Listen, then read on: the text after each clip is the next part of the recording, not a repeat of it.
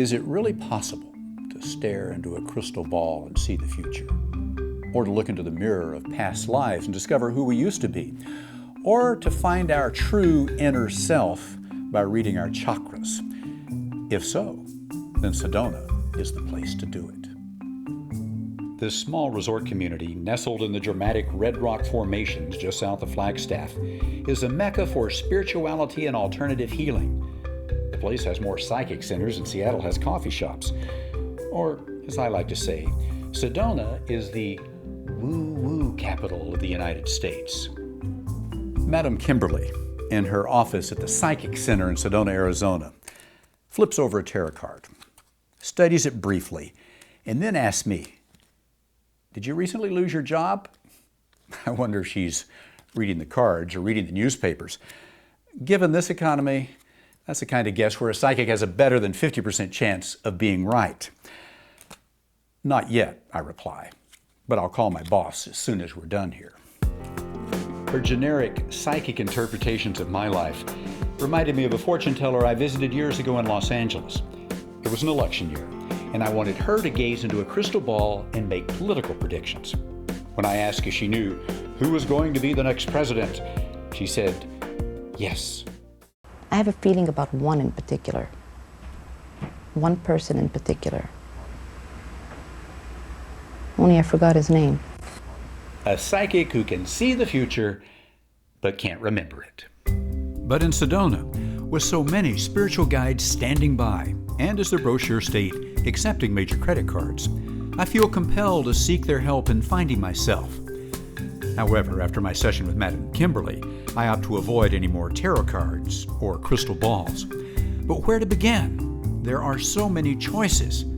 Then I see an offer I can't refuse. How often do you get a chance to buy a pair of angel wings? The store is called Angels of Enlightenment, suggesting this could be the place. The angel wings, to the untrained eye, appear to be small chicken feathers glued together. But my initial disappointment over this not-so-divine souvenir is quickly replaced by an excitement over the discovery of a new path into the metaphysical world. The angels are also selling something called an aura report.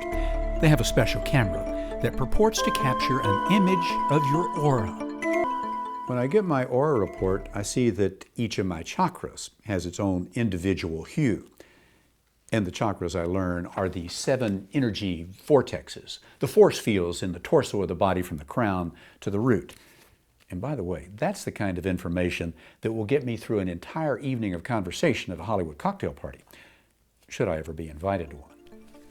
I sample some of Sedona's other psychic offerings, including a crystal massage and a past life hypnosis therapy session, where I was hoping to discover I had once been Alexander the Great, or perhaps some cosmic figure.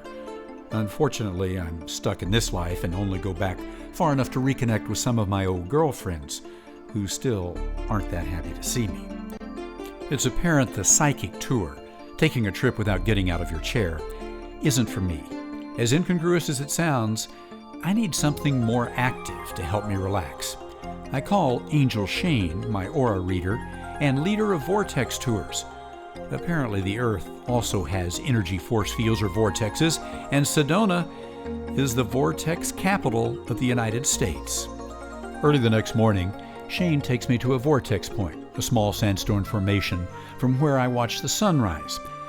I don't know what role the vortex plays, but when the sun's golden rays begin to light up this little corner of the world, I'm at last able to relax, meditate, and connect with my inner being. At this moment, I don't worry about my next career or past lives. I'm merely content to be in Sedona.